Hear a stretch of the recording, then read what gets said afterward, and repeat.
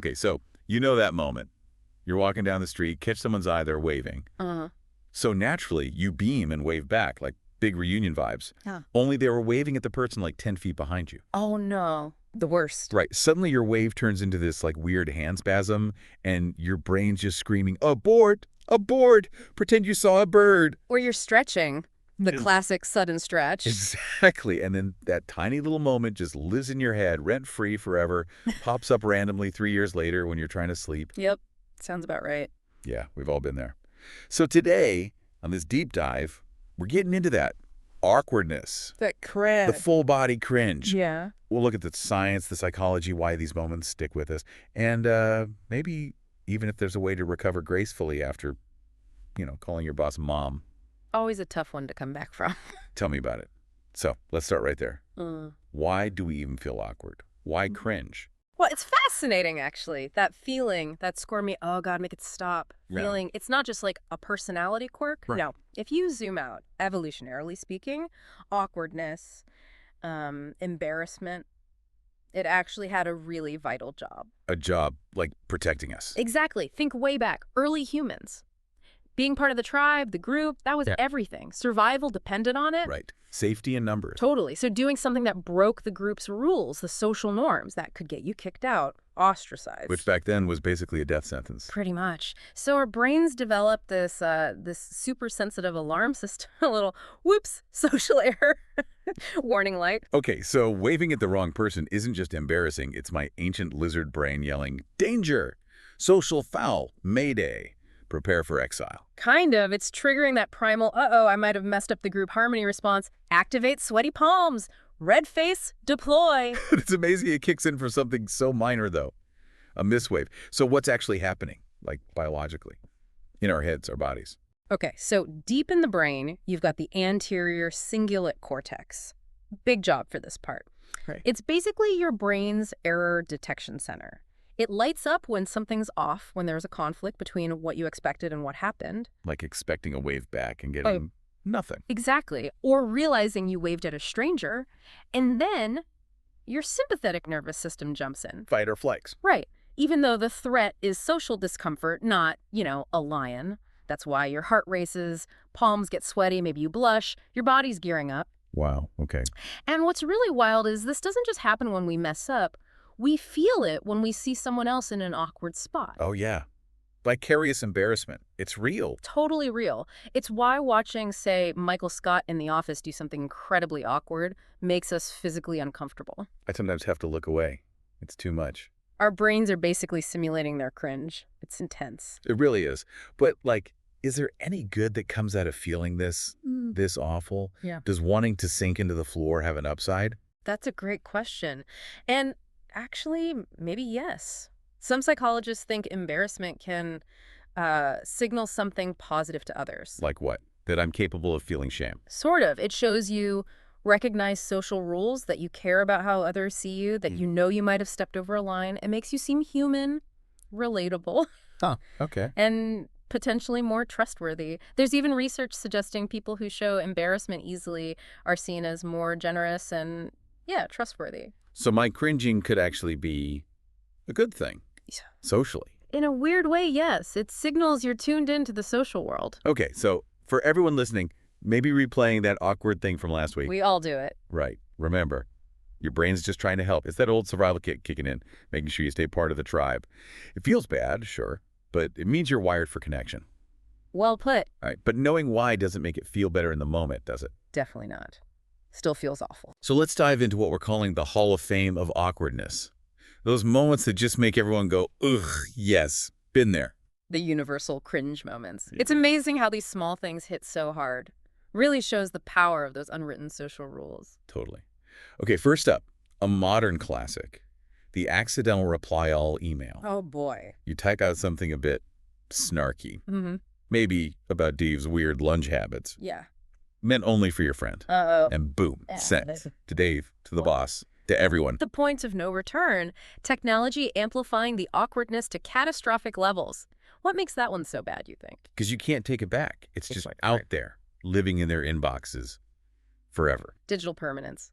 Okay, what's next on the list? A handshake, high five, hug confusion. You go for the firm handshake, they launch into a high five. It ends up as this weird, like, finger clasp limbo. The awkward dance of mismatched greetings. Where do you put your other hand? What's the protocol? Nobody knows. It's pure social chaos in physical form. It shows how much we rely on cues we don't even think about. Until they collide. Yeah. Exactly. Then there's saying you too when you shouldn't. Ah, the autopilot response failure. Totally. Waiter says, enjoy your meal. You chirp back, you too. Movie ticket person says, enjoy the show. You too. Happy birthday. You too. Your brain's just running the reciprocate pleasantries script without checking the context. It's so automatic. But feels so dumb the second it leaves your mouth. Instantly. A tiny slip. Huge internal cringe. Okay, another gold standard awkward moment. Waving at someone who wasn't waving at you? We mentioned it, but it deserves its spot. The slow motion horror, as you realize. Yes, and the desperate cover-up.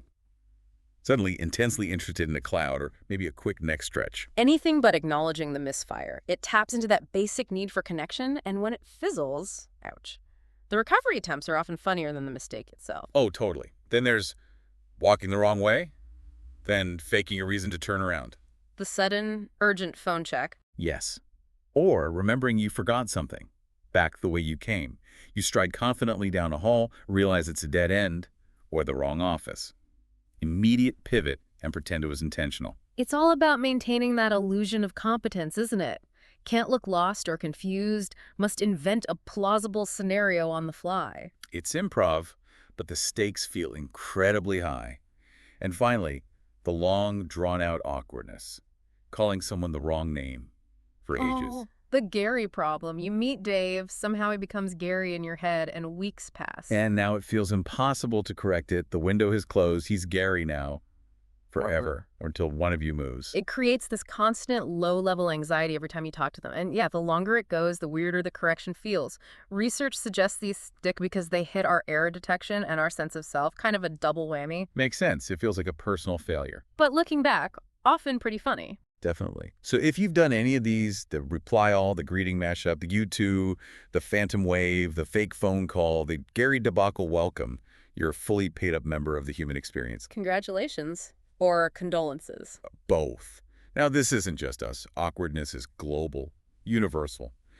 But how people deal with it, that changes depending on where you are. Absolutely. Culture plays a huge role in defining what's awkward and shaping how we react when things go sideways socially. Right. Let's hop over to Japan. Big emphasis there on harmony, right? Avoiding confrontation.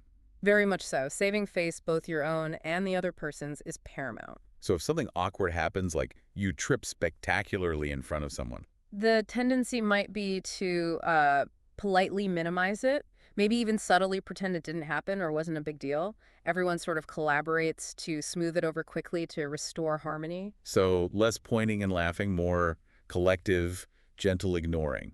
In a way, yeah. Directly acknowledging it could make everyone feel more uncomfortable than the initial awkwardness did.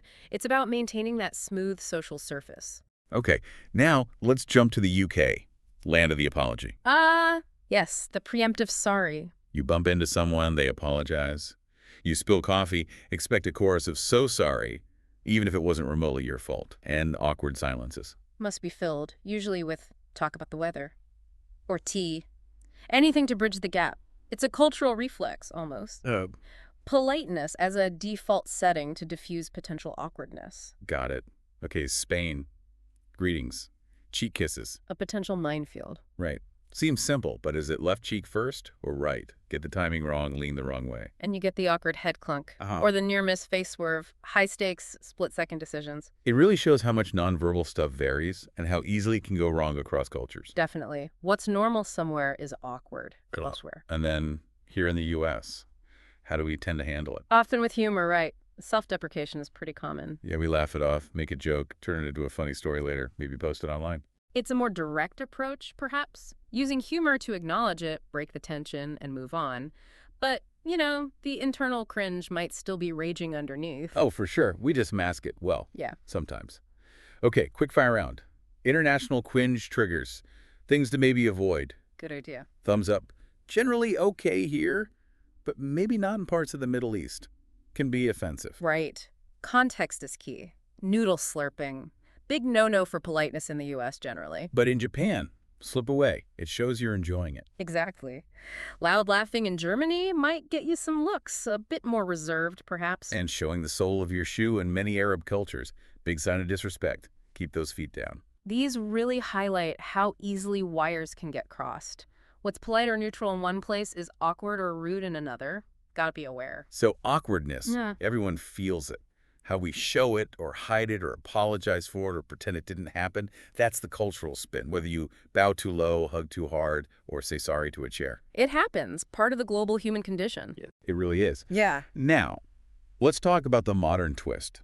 Social media. Because an awkward moment used to just happen. Maybe you told a few friends. Now it can live forever and go viral. welcome to the age of amplified, potentially permanent cringe.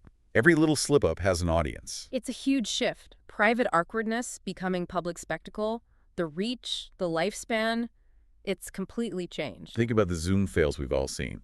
Someone forgets the cameras on, wearing pajamas, Or a politician caught on a hot mic saying something they shouldn't. or just endless TikToks of people tripping, falling, messing up dances.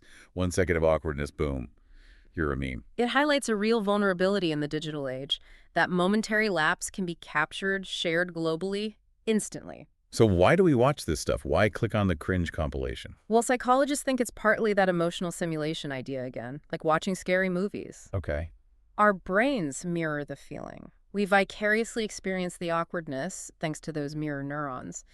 They fire as if we were in that situation. So that physical flinch when you see someone wipe out, that's the mirror neurons.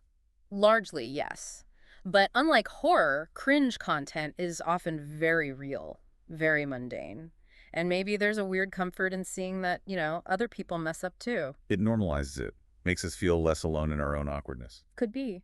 That shared experience, even just witnessing it, can build a strange kind of connection, a reminder that nobody's perfect. But there's a dark side, right? This eternal embarrassment idea. Definitely. That dumb thing you did years ago could resurface anytime. The Internet Archive doesn't forget easily. The Internet Archive of eternal humiliation, it's real. And while some people lean into it, build a brand around being cringe, for others it's a nightmare, the anxiety of having your mistakes permanently visible. It's a fine line between funny fare and digital shame sometimes. A very fine line. Raises big questions about online life and reputation. So here's a thought. The internet hasn't just recorded awkwardness, it's changed it. From a fleeting private feeling to a potential public performance. For everyone involved, the person being awkward and the audience watching. That's a really powerful way to put it. It's shifted the whole dynamic. So next time you share that fail video, just remember, you might be fueling someone else's vicarious cringe attack. Okay, we know it happens, we know why, we know it can live online forever, but what do you do right after it happens, that moment of impact? The immediate aftermath, damage control time. Exactly. Fear not. We have the Awkward Survival Guide, totally unofficial, possibly unhelpful, but we're trying. Hey, anything's worth a shot when you're feeling that intense need to vanish, and there are some common sense things that can help. Okay, tip 1, laugh at yourself. Gently. Yes, a little humor can go a long way. Shows you're aware you're not totally losing it. A light chuckle, acknowledge the absurdity. But maybe don't go on a 10-minute self-roast. Right. Keep it brief. Light self-deprecation can build rapport, shows humility. Don't dwell. Tip 2, acknowledge it, then pivot. Just name it, briefly. Yeah, a quick, well, that was awkward. Maybe with a smile, then immediately change the subject. Ask them a question, talk about the weather, anything. It breaks the tension, shows confidence, signals you're moving on, not letting it derail things. Okay, tip 3, channel your inner main character. Ooh, I like this one. Explain. Own it. Pretend it was on purpose. Part of your quirky charm. Stumble. It was interpretive dance. Spill something. Performance art. Give a confident shrug. A hair flip. Cringe, but make it fashion. It's about reframing, taking control of the narrative. That playful self-awareness can actually be quite endearing. Turns a minus into a memorable quirk. Totally. Tip 4, don't over-explain. Please. Oh, this is crucial. Resist the urge. You said you too to the barista. Trying to explain why your brain did that just digs the hole deeper. A quick, oops, habit is fine. Then stop talking. Less is definitely more here. Over-explaining shines a bigger spotlight on it, makes it seem like a bigger deal than it was. Concise is key. And finally, tip 5, learn, laugh, let it go. The long game. Right. If it keeps bugging you, maybe write it down. Turn it into the funny story it will eventually become. Because, honestly, our most awkward moments often make the best anecdotes later. Perspective is everything. What feels mortifying now can be hilarious down the road. Learning to laugh at yourself is huge. Resilience, self-acceptance. And maybe repeat this mantra, the awkwardness mantra. Ready? Lay it on us. I am not defined by my awkward moments. I am a collection of wonderfully weird experiences that remind me I'm alive and engaging with the world. I like that. A reminder that it's okay to be imperfect. Totally. So next time you mess up socially, remember, we are all in this awkward boat together. Surviving it makes you stronger and gives you better stories. True. Very true. All right, so we've covered a lot, the science, the social stuff, the survival tips. Hopefully everyone listening feels a bit less alone in their cringe archives. It really does help knowing how universal these feelings and moments are. They're usually pretty harmless in the grand scheme of things. Absolutely. And that leads us to you, our listeners. We want to hear your Hall of Fame awkward moments. Oh, this should be good. The ones that still make you physically recoil, just thinking about them. Share them. Drop them in the comments. Tag us on social media. We're at Mi Mind MashUps. Or send us a message. Secondhand embarrassment stories are also welcome. Yes, we love those too. And who knows, maybe we'll feature some in a future deep dive. Yes. Anonymously, of course. We protect the awkward. Naturally. Just remember, everyone feels awkward. Even cool people. Probably. Those moments just show we're human, right? Delightfully weird. Exactly. And yeah, that really, really awkward thing you did that one time, trust us. We've all done something just as bad, if not worse. Perspective. It helps. It really does. So on that note, if you enjoyed diving into the weird world of awkwardness with us, We hope you did. we'd love it if you'd like, share, and subscribe, or follow Mi Mind MashUps. That way you won't miss out on our next deep dive. Lots more fascinating topics coming up. You can find Mi Mind MashUps pretty much everywhere. Amazon Music, Audible, Facebook, Pocket Casts, Spotify, YouTube. Yeah. We're all over. Easy to find. And yeah, please do hit that like and subscribe button for Mi Mind MashUps. Those just keep bringing you these deep dives. Thanks so much for tuning in. Thanks, everyone.